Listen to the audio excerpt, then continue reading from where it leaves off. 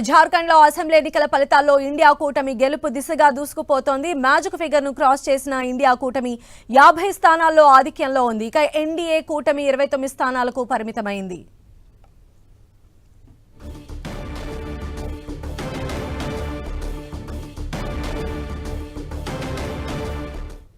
So ఒకవైపు వయనాడులో ప్రియాంక గాంధీ దూసుకుపోతూ ఉన్నారు. మరోవైపు జార్ఖండ్ లో కూడా అసెంబ్లీ ఎన్నికల ఫలితాల్లో ఇండియా కూటమి గెలుపు దిశగా దూసుకుపోతోంది. మరిన్ని అప్డేట్స్ అందించడానికి మా ప్రతినిధి ప్రతాప్ మనకు అందుబాటులో ఉన్నారు. ప్రతాప్.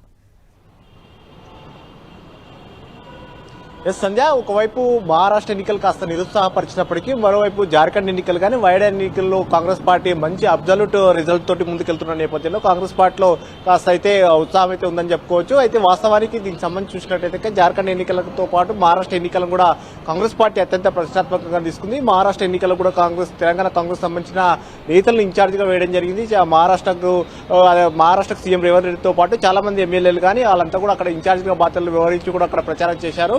కానీ అక్కడ రిజల్ట్ కాస్త నిరుత్సాహపరిచినప్పటికీ జార్ఖండ్కు సంబంధించి కూడా ఇప్పుడు సీఎం బట్టి విక్రమార్క అక్కడ ఇన్ఛార్జిగా వ్యవహరించారు. కొంతమంది ఎమ్మెల్యేలు కూడా అక్కడ కూడా బాధ్యతలు అప్పగించిన పరిస్థితి, వారందరూ కూడా అక్కడ పనిచేశారు. వీటితో పాటు ముఖ్యంగా వయనాడు ఎన్నికలను అయితే చూసినట్లయితే కనుక వయనాడులో గ్రాండ్ విక్టరీ దిశగా ప్రియాంక గాంధీ దూసుకెళ్తుండడం కాంగ్రెస్ పార్టీలో కాస్త జోష్ అయితే నింపుతుందని చెప్పుకోవచ్చు. ఎందుకంటే ప్రియాంక గాంధీ పూర్తిగా అచ్చం వాళ్ళ ఇందిరాగాంధీ పోలిక మీదుగా ఉంటుంది కాబట్టి ఇందిరాగాంధీ అంటే పూర్తిగా ఇక్కడ తెలంగాణతో పాటు ఏపీకి సంబంధించిన తెలుగు రాష్ట్రాలకు అత్యంత దగ్గర సంబంధాన్ని కూడా చెప్పుకోవచ్చు. మెదక్ నుంచి ఆమె పోటీ చేయడం కానీ ఆ విధంగా అవినాభావ సంబంధం అయితే ఇక్కడ తెలుగు రాష్ట్రాలతో ఉంది కాబట్టి ఖచ్చితంగా ఆమె ఎంట్రీ సౌత్ ఇండియా నుంచి ఆమె ఎంట్రీ గ్రాండ్ విక్టరీగా దిశగా దూసుకెళ్తుంది కాబట్టి ఖచ్చితంగా కాంగ్రెస్ లో ఒక జోష్ ఒక నమ్మకం కుదురుతుంది. మొదట్లో మనం చూడొచ్చు తెలంగాణ ఎన్నికల సందర్భంగా కూడా పదే ప్రియాంక గాంధీని కూడా ఇక్కడ నుంచి బాధ్యతలు తీసుకోవడం కానీ ఇక్కడ అప్పుడు నాయకుల మధ్య సఖ్యత లేనప్పుడు కూడా ప్రియాంక గాంధీ జోక్యం చేసుకుని మాట్లాడిన సందర్భాలు ఉన్నాయి.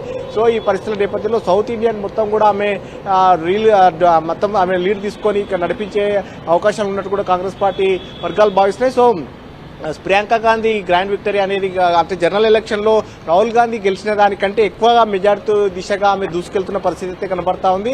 సో ఒక విధంగా చూసినట్లయితే నెక్స్ట్ ఫర్దర్ గా వచ్చే ఎన్నికలకు సంబంధించి కానీ ఏమన్నా కూడా ఇక్కడ సంబంధించి సౌత్ కు సంబంధించి తెలంగాణ ఏపీతో పాటు కర్ణాటక తమిళనాడు కేరళకు సంబంధించిన వ్యవహారాలంతా కూడా ప్రియాంక చూసుకునే అవకాశం ఉన్నట్టు కూడా కాంగ్రెస్ పార్టీ వర్గాలు చెప్తున్నాయి. అయితే ఇది ఒక విధంగా ప్లస్ పాయింట్ అయినప్పటికీ మరొక విషయంగా చూసినట్లయితే మహారాష్ట్రకు సంబంధించి తీవ్ర నిరాశ అయితే కల్పిస్తున్నాయని చెప్పుకోవచ్చు. ముఖ్యంగా అక్కడ మహారాష్ట్రలో చాలా వరకు ఎమ్మెల్యేలంతా కూడా ఇన్ఛార్జి బాధ్యతలు తీసుకొని పనిచేసిన పరిస్థితి ఉంది.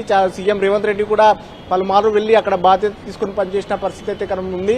సో అయితే అక్కడ రిజల్ట్ చూసినట్టయితే పూర్తిగా నిరుత్సాహానికి అయితే గురి చేసే విధంగా ఉన్నట్టు కూడా మనకు కనబడతా ఉన్నాయి. ఇప్పుడున్న ఫలితాలను బట్టి చూసినట్లయితే మహారాష్ట్రలో ఒకవైపు ఉంటే జార్ఖండ్ కు సంబంధించి కాంగ్రెస్ పార్టీకి పూర్తి జోష్గా వచ్చేదిగా ఎగ్జిట్ పోల్స్ అయితే 2 స్టేట్లు కూడా బీజేపీ అలయన్స్ లే గెలుస్తాయని చెప్పినప్పటికీ రిజల్ట్ వచ్చిన తర్వాత చూసినట్టయితే జార్ఖండ్ లో మాత్రం క్లియర్ కట్ గా మ్యాజిక్ ఫిగర్ ను దాటి కాంగ్రెస్ కూటమి జేఎండీఎం అదేవిధంగా కాంగ్రెస్ పార్టీ అలయన్స్ ప్రభుత్వం అయితే ఏర్పాటు చేసే దిశగా అయితే ఇప్పుడైతే ట్రెండ్స్ అయితే కనబడతా ఉన్నాయి. సో మొత్తం మీద చూసినట్లయితే ఈ ఫలితాల విషయంలో ఒకవైపు మహారాష్ట్ర కాస్త నిరుత్సాహం కల్పించినప్పటికీ జార్ఖండ్ గానీ అదేవిధంగా ప్రియాంక గాంధీ గెలుపు అయితే కాంగ్రెస్ పార్టీకి అయితే ఒక జోష్ అయితే ప్రతాప్ మనం చూసినట్లయితే అంటే మహారాష్ట్రలో ఎలా అయితే బీజేపీ వన్ సైడెడ్ గా ముందుకు వెళ్ళిపోతుందో మరోవైపు జార్ఖండ్ లో కూడా ఇండియా కూటమి అదే విధంగా వన్ సైడెడ్ గా వెళ్ళిపోతుంది.